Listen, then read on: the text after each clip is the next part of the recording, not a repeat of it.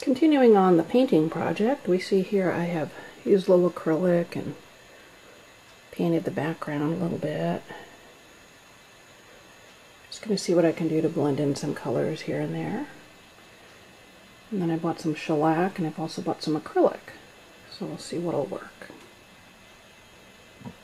Now we have the Painting Pro actually going at it. I'm getting a much better color match already, I can tell from here. Mine looks like there's mustard all over it. That's pretty good.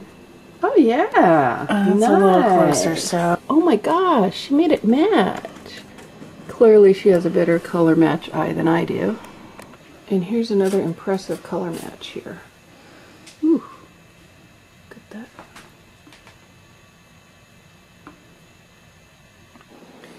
Here we are with the Comet 2L with the face repainted with acrylic, matched as best that we could. Here's the red and green commas, or whatever they are, repainted. Still see a lot of cracks and unevenness on the face. So I'm thinking that I'll try layering epoxy resin to get a smooth surface.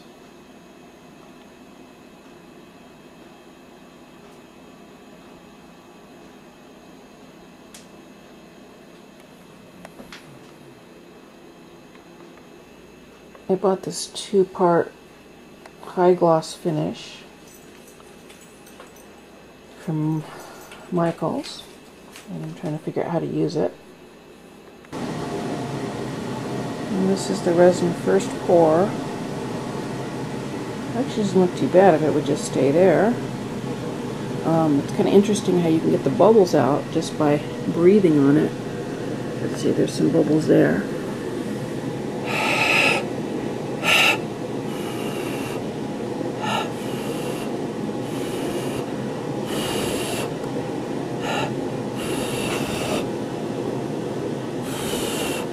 They actually come to the surface and pop when you do that.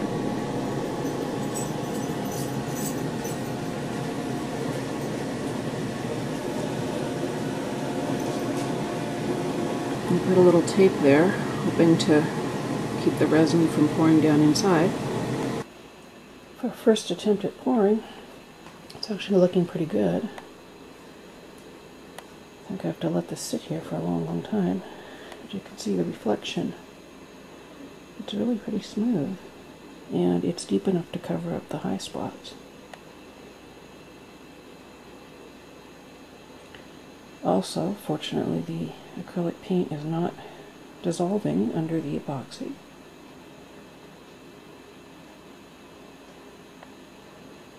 I feathered it out over here.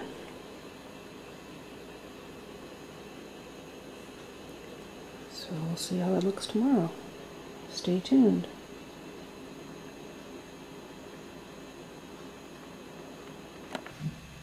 Covered to keep the dust out, I hope. I already did catch a few dusts, but it's been about 4 hours since I poured. And it's sticky, very sticky right now. About 28 hours since pouring. It's gradually hardening, and it's a pretty good coat. I did have a frantic evening last night when I had to remove the tulips. I realized that I was embedding them in the resin, so they had to come out before they got hard. I'll have to Dremel out those little holes. Pulled those.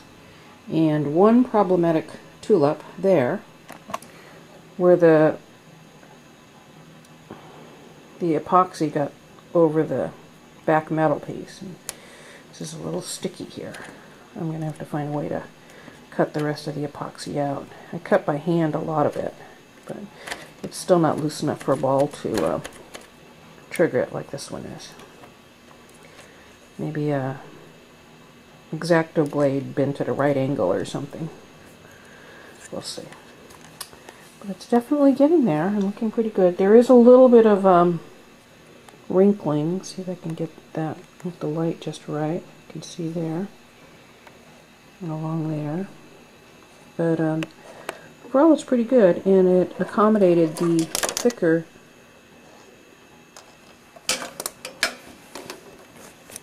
paint defects like this one here, where the resin comes almost up to that paint flap. The Scotch tape looks to have held and kept the epoxy out of the back. I feathered the epoxy out here and up in this area. It did leak under the rim here. See that? But, and up here it leaked out under the rim, but I think it'll be okay.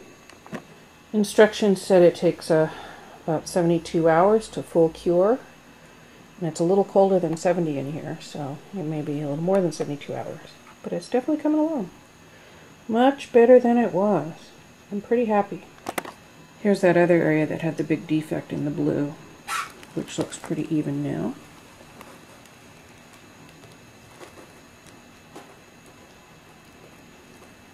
And I think we'll have a pretty smooth surface. Let's see how much epoxy resin scratches with metal balls, though.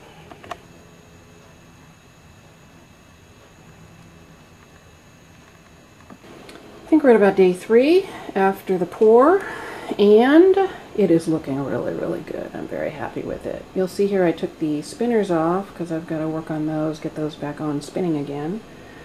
I took the tape off one of the pockets. Came off real clean. I'll take the tape off of this one still. So Scotch tape is a good option for blocking areas that you don't want to get the epoxy on.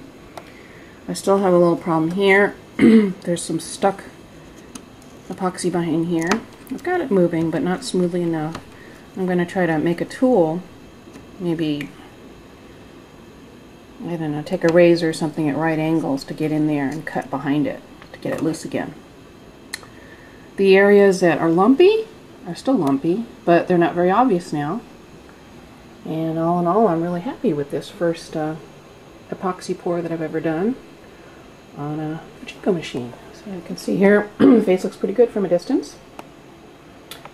And it's a salvage of a Comet 2L Sanyo pachinko machine from the 70s. Electrical's next.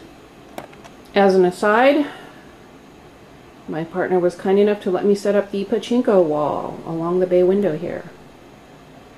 And actually, the lower part of the window is kind of ugly anyway with cars and weeds, so we have the other 4 machines that are here